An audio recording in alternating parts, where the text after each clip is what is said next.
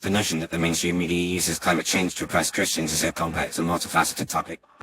To understand this concept, it's essential to examine the relationship between climate change, the media, and the Christian community. Climate change has become a dominant narrative in the media, with many outlets emphasizing the need for urgent action to mitigate its effects.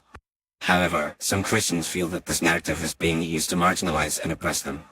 One way in which the media may be perpetuating this perceived oppression is by promoting a secular, environmentalist worldview that contradicts traditional Christian values.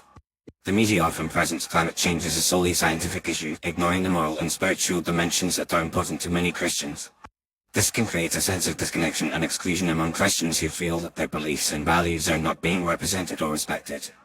Furthermore, the media's emphasis on individual actions and lifestyle changes such as reducing carbon footprints and adopting plant-based diets can be seen as an attack on Christian values of prosperity, dominion over nature, and personal freedom.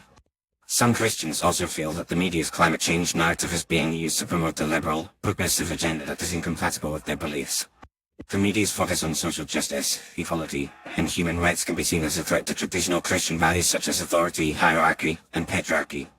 Additionally, the media's portrayal of climate change as a global, collective problem can be perceived as an attempt to undermine national sovereignty and individual rights, which are deeply valued by many Christians.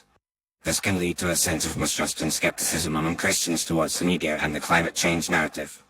Moreover, the media's coverage of climate change often ignores or dismisses the perspectives and concerns of Christians.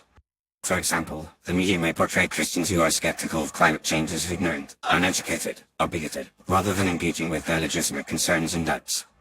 This can create a sense of silencing and exclusion, where Christians feel that their voices and opinions are not being heard or respected. The media's failure to represent the diversity of Christian perspectives on climate change, including those who are actively engaged in environmental activism and stewardship, can also perpetuate negative stereotypes and reinforce the perception that Christians are anti-environmental and anti-science. Another factor contributing to the perceived oppression of Christians by the media's climate change narrative is the role of leftist and secular ideologies in shaping the discourse. Some argue that the climate change movement has been co-opted by radical leftists who seek to use environmentalism as a Trojan horse for socialism, communism, or other anti-Christian ideologies. The media's failure to critically examine these ideologies and their influence on the climate change narrative can create a sense of unease and mistrust among Christians who may feel that their values and beliefs are being undermined by a broader, more sinister agenda. In conclusion, the idea that the mainstream media uses climate change to oppress Christians is a complex and contentious issue.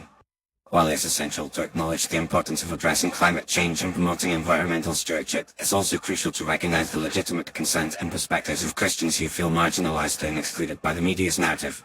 By engaging with the diversity of Christian perspectives on climate change and promoting a more nuanced, inclusive discourse, the media can help to build bridges of understanding and cooperation between different communities, rather than perpetuating division and oppression. Ultimately, a more balanced and respectful approach to covering climate change and its relationship to Christianity can help to foster a more constructive and respectful dialogue between the media, Christians, and the broader public.